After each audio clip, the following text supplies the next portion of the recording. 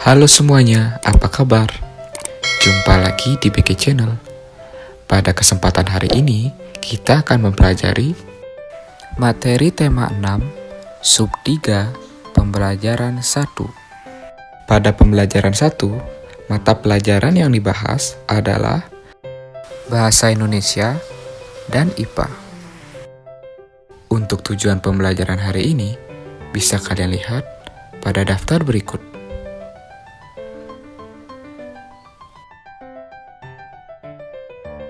Seperti biasa, sebelum kita memulai pembelajaran hari ini, mari kita berdoa terlebih dahulu agar pembelajaran hari ini berjalan dengan lancar dan lebih bermakna. Berdoa dipersilakan.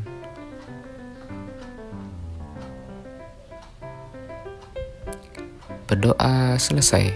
Nah, mari kita mulai pembelajaran hari ini. Hari ini kita sudah memasuki subtema 3 di tema 6 ini dengan judul Giat Berusaha Meraih Cita-Cita. Coba perhatikan gambar pada halaman 112. Di sana ada ilustrasi Sungai Pesanggerahan dahulu dan sekarang. Coba amati kedua gambar tersebut. Gambar itu menunjukkan kondisi sungai di Jakarta dan sekarang. Menurutmu siapakah yang berperan untuk mengubah sungai tersebut hingga bersih seperti sekarang? Ternyata semuanya berasal dari satu orang yang peduli dan bertekad saja. Beliau bernama Hairudin atau dikenal dengan Bang Idin. Beliau berkeinginan untuk kembali melihat Kali Pesanggerahan di Jakarta kembali bersih. Beliau sedih karena kali tempatnya bermain waktu kecil kini sudah menjadi kotor dan penuh sampah. Dengan berbekal golok dan tekad yang besar, ia mulai menyusuri bantaran sungai itu untuk melihat tingkat kerusakannya. Ia pun mulai membersihkan kali tersebut seorang diri. Ia bahkan mendapat tentangan dari masyarakat di sekitarnya karena dianggap sebagai perusuh. Namun akhirnya berkat kesabaran dan tekad kuat, lambat laun kesadaran masyarakat mulai tumbuh. Nah, untuk lebih jelasnya, silakan kalian baca teks berjudul Si Pendekar Kali Pesanggerahan. Selamat membaca. Nah, sekarang berdasarkan bacaan tadi, lakukanlah kegiatan berikut. Lengkapi diagram berikut ini berdasarkan bacaan tersebut. Mari kita jawab bersama-sama. Ini seperti peta pikiran ya. Pertama kita jawab dulu yang di tengah, yaitu cita-cita Bang Idin. Cita-cita Bang Idin yaitu ingin melihat kembali Kali Pesanggerahan menjadi bersih dan indah seperti dahulu. Nah, dalam melakukannya, Bang Idin memiliki halangan yang dihadapi. Nah, halangan yang dihadapi tersebut adalah tentangan dari masyarakat sekitar yang menganggapnya sebagai perusuh. Karena masyarakat sekitar tidak memahami tujuan kegiatan dari Bang Idin. Lalu, sikap yang dimiliki Bang Idin.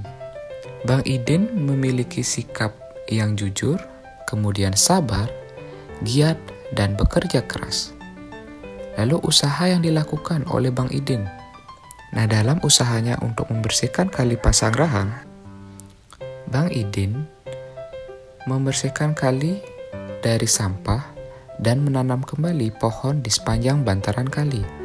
Nah, usahanya juga dilakukan untuk menyadarkan masyarakat sekitarnya untuk peduli dengan lingkungan dan bersama-sama membersihkan kali tersebut. Lalu, apa kesimpulanmu terhadap usaha Bang Idin untuk meraih cita-citanya?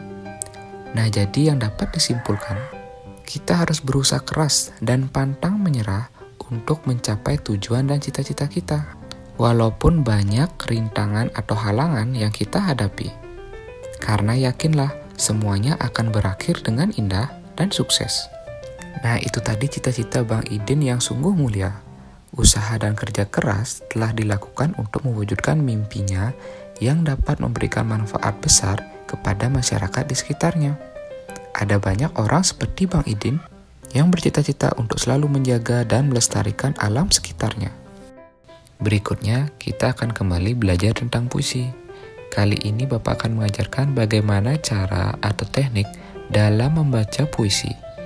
Tapi sebelumnya, coba perhatikan puisi berjudul Penjaga Alamku berikut ini. Puisi ini kembali diciptakan oleh D. Karitas yang memiliki 3 bait. Puisi ini ditujukan untuk para pelestari lingkungan Indonesia.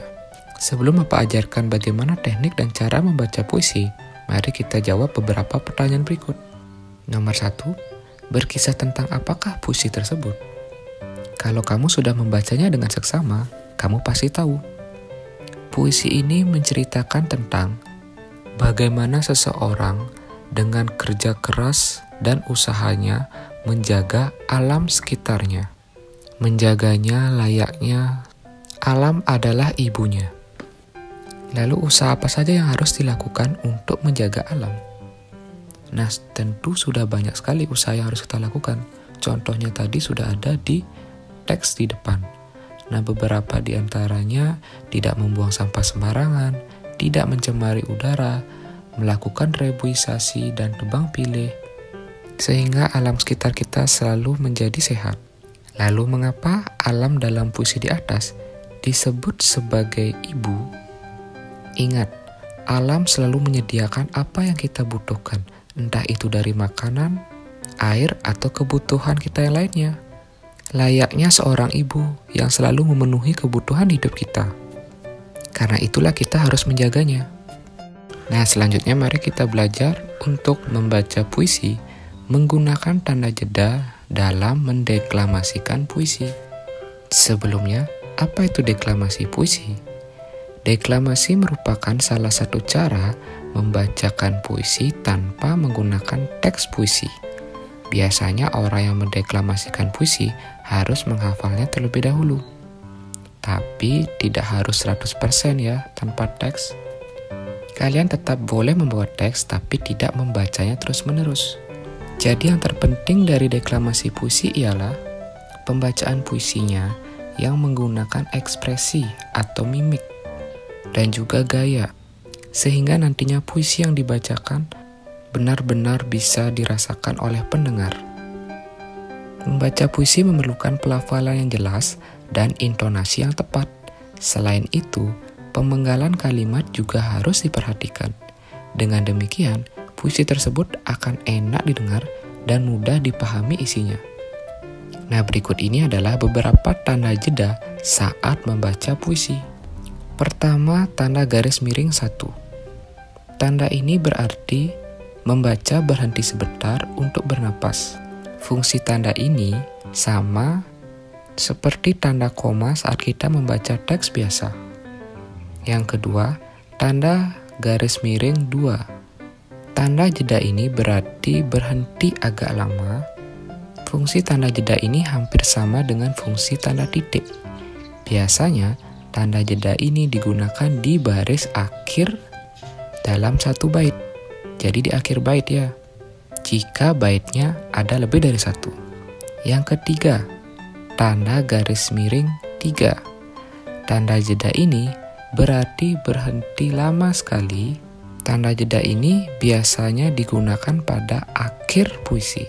Jadi ketika akhir puisi itu dibacakan. Nah, sekarang mari kita coba.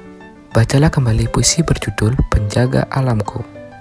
Berikan tanda jeda pada bagian-bagian yang diperlukan. Nah, Bapak akan contohkan sebagai berikut. Penjaga alamku. Kau tidak pernah lelah. Kau tidak pernah putus asa. Kau tidak pernah menyerah. Mencintai alam di mana kau dibesarkan. Angin dan badai adalah sahabatmu. Hujan dan panas adalah penolongmu. Air sungai adalah kehidupanmu. Alammu adalah ibumu. Maka engkau menjaganya. Maka engkau memeliharanya. Maka engkau merawatnya. Karena alam adalah ibumu. Nah, kira-kira seperti itulah fungsi tanda jeda dalam mendeklamasikan puisi. Nah, sekarang giliran kalian. Silakan kalian coba mendeklamasikan puisi dengan pemenggalan yang tepat. Selamat mencoba. Indonesia memiliki berbagai sumber daya alam yang dapat memenuhi kebutuhan hidup seluruh warga penduduknya. sumber daya alam hayati dan sumber daya alam mineral dalam berbagai rupa tersedia melimpah di Indonesia. Akan tetapi, tidak berarti sumber daya alam itu dapat dikuras habis untuk memenuhi kebutuhan manusia. Sumber daya alam mineral merupakan sumber daya alam yang tidak dapat diperbaharui. Jenis sumber daya alam tersebut memerlukan waktu yang sangat lama dalam pembentukannya. Waktunya tidak sebanding dengan cepatnya sumber daya alam itu digunakan untuk kebutuhan hidup manusia. Sumber daya alam mineral yang dimaksud berupa batuan dan bahan tambang. Batuan dapat berupa pasir, tanah liat, dan semen. Bahan tambang berupa emas, besi, batu bara, dan minyak bumi. Sedangkan sumber daya alam hayati berupa tumbuhan dan hewan yang menjadi sumber makanan manusia. Selain itu, tumbuhan dan hewan berperan untuk menjaga keseimbangan alam. Bencana alam yang terjadi salah satunya karena keseimbangan alam terganggu. Banjir di Jakarta karena sungai-sungai yang tidak dipelihara dan dijadikan tempat pembuangan sampah. Hal ini menyebabkan kerugian yang sangat besar, baik bagi manusia maupun bagi makhluk hidup lainnya. Alam dan sumber daya alam memang harus dijaga agar lestari. Semua orang dapat melakukan sesuatu untuk menjaga dan memeliharanya. Jika alam rusak, manusia dan makhluk hidup lainnya akan kehilangan tempat tinggal dan sumber kehidupan. Oleh karenanya, manusia harus berusaha menjaganya. Salah satunya adalah dengan mengampanyekan usaha sederhana memelihara lingkungan melalui poster. Nah sekarang, cobalah buat sebuah poster dengan memilih satu dari dua tema berikut. Pertama, poster dengan tema pentingnya melestarikan sumber daya alam hayati, yaitu berupa tumbuhan. Jadi nanti isi posternya adalah gambar tumbuhan yang harus dilestarikan. Lalu nomor 2, pentingnya melestarikan sumber daya alam hayati berupa hewan. Jadi nanti gambar posternya adalah tentang hewan dan bagaimana cara pelestariannya. Selamat mencoba. Demikian untuk pembelajaran hari ini. Bapak harap apa yang sudah Bapak ajarkan hari ini bisa kalian terima dengan baik, kalian mengerti, dan kalian resapi. Jangan lupa, jaga selalu kesehatan kalian di rumah, rajinlah belajar. Kita akan bertemu pada video pembelajaran selanjutnya. Akhir kata Bapak ucapkan, sampai jumpa.